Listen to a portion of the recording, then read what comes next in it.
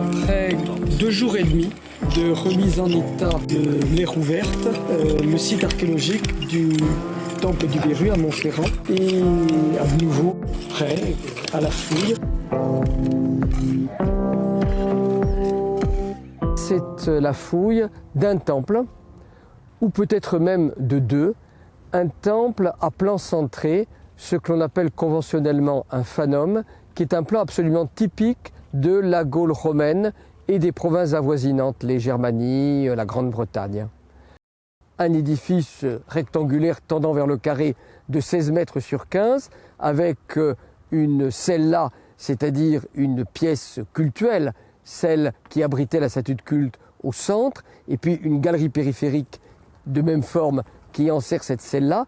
Donc nous avons certifié le plan au cours de la première campagne, en 2022, et lors de cette deuxième campagne, notre but est avant tout de dater ce temple. Alors, j'ai parlé d'un temple, mais il y en a un deuxième qui est situé plus au sud et qui, lui, a un plan différent.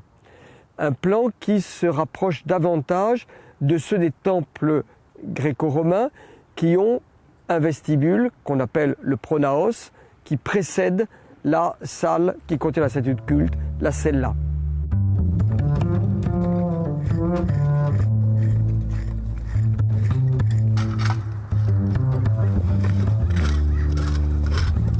Dans le doute, peut-être mettez-vous à plat et continuez un peu au-delà. Le temple est arasé. Nous sommes au milieu de champs labourés et qui l'ont été très longtemps, et par conséquent, toutes les élévations ont disparu. Nous avons des structures qui sont arasées, dont ne subsiste que la fondation. Ce sont des enduits qui sont complètement disloqués.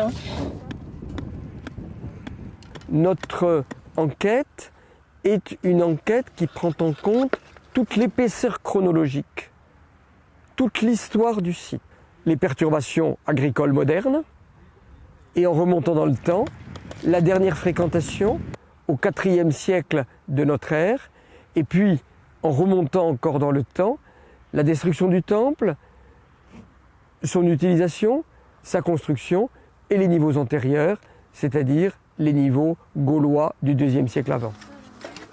Là, c'est des matériaux de démolition du mur. Donc on a quelques fragments de tuiles, plus loin des fragments de briques et des quarts de colonnes encore cuites. Au sein de l'équipe de fouilles, je suis chargé plus particulièrement de l'étude du mobilier, de l'inventaire et de l'étude du mobilier. Qu'est-ce qu'on attend du mobilier trouvé sur le terrain? C'est surtout, d'une part, des indications sur la chronologie des structures bâties que nous exhumons, et d'autre part, des indications sur la fonction des diverses couches dans lesquelles on va trouver ce mobilier. Alors, ces mobiliers, ce sont essentiellement de la céramique. Pourquoi? Parce que la céramique, c'est un matériau qui est fragile, qui se casse souvent. Et d'où son intérêt d'ailleurs, parce que comme il se casse souvent, il donne des datations relativement précises. Alors si on prend par exemple une couche comme celle-ci qui est du Haut-Empire, qui couvre le 1er siècle et le 2e siècle après Jésus-Christ, on a de la céramique dite sigillée, c'est une céramique relativement fine, qui sert sur la table, qui est décorée au moule.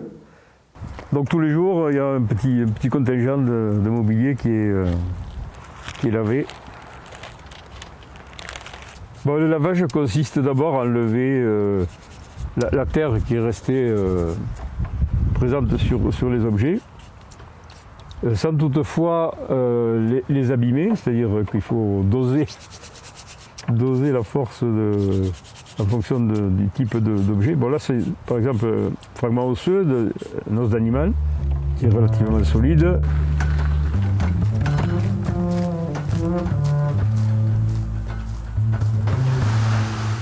Moi, je m'occupe de documenter les découvertes d'objets, les découvertes de mobilier. Donc, ça va de la documentation, donc faire le lien avec les unités stratigraphiques qui sont sur le terrain, le traitement des objets dans le cadre du post-fouille. Donc c'est tout ce qui est étiquetage, marquage, premier nettoyage, pour pouvoir identifier ce dont il s'agit, c'est-à-dire les sortir de la gangue de terre, et le conditionnement, et puis faire le dispatch entre les différents spécialistes qui auront à étudier plus finement chaque objet. Faire les dessins parfois, les mesures, les prises de poids de chaque objet, donc les clous, les monnaies, les petits objets en bronze, le verre, les enduits. Tout est significatif. C'est le lien en fait entre la fouille, la couche où il a été trouvé, et la datation qu'on peut apporter ou l'usage qui est donné à l'objet. C'est-à-dire c'est la documentation scientifique en général. L'objet n'est qu'un tout petit bout, donc une monnaie va permettre de dater une couche, puisqu'il y a des typologies d'objets qui permettent de donner des datations. Le verre aussi, puisqu'il y a des verres qui sont produits à certaines époques qui ne le sont plus à d'autres. Donc voilà, comme la céramique, c'est juste un traitement différent, parce que la conservation implique de nettoyer, de faire attention, de conditionner dans des petits sacs les objets. Mais tout est significatif pour l'étude.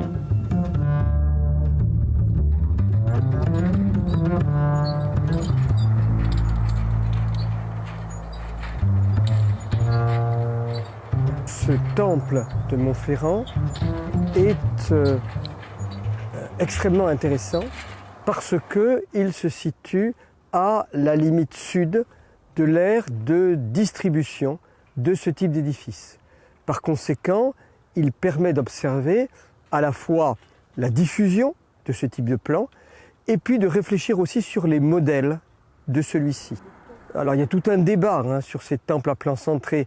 Est-ce qu'ils ont une origine indigène, gauloise, pré-romaine, ou est-ce qu'au contraire, ils ne datent, et effectivement, ce que l'on en connaît, leurs architectures ne semblent dater que de la période romaine.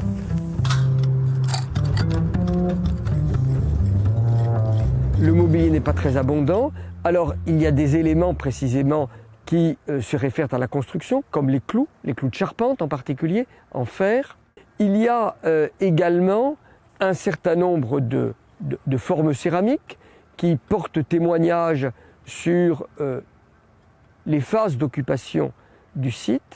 Et il y a enfin un mobilier résiduel qui est abondant, plus ancien, et qui consiste en particulier en amphores qui servaient à contenir du vin, pour la plupart du IIe siècle avant Jésus-Christ, quelques-unes du 1er.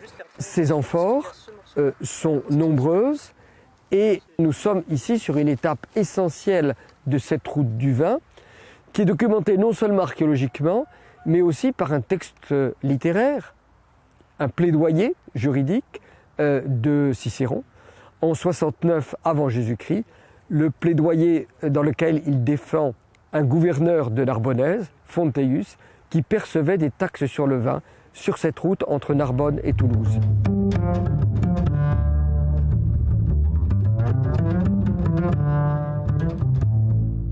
En juin 1986, à l'occasion d'une prospection aérienne, est apparue pour la première fois et pour la dernière fois l'image de ce sanctuaire de façon extrêmement précise.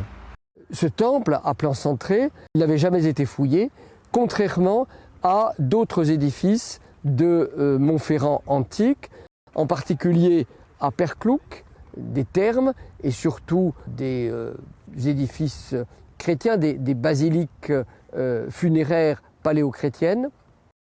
Et puis également en bord de voie, le long de la voie d'Aquitaine, ont été repérés en photographie aérienne également un certain nombre de bâtiments qui définissent une agglomération de bord de voie. L'habitat est descendu de la colline de Montferrand, qui est un oppidum protohistorique, au moment où s'est développée l'économie de marché finalement sur la voie d'Aquitaine. Donc il était plus facile de participer à cette économie en déplaçant l'habitat vers la route. L'agglomération d'Élusio, c'était plutôt une succession d'auberges et d'entrepôts. Les auberges pour accueillir les gens qui voyageaient sur la voie, des entrepôts pour stocker les marchandises, et des ateliers pour rendre des services aux voyageurs et aux marchands et aux transporteurs, par exemple des forges pour réparer les chars, les charrettes et les chariots qui circulaient sur cette route. C'est une sorte d'immense station-service en fait.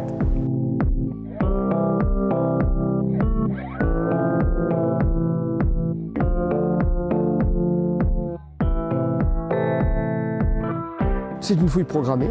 L'année dernière, c'était une année test. Et là, maintenant, nous disposons de 3 ans pour comprendre cet ensemble.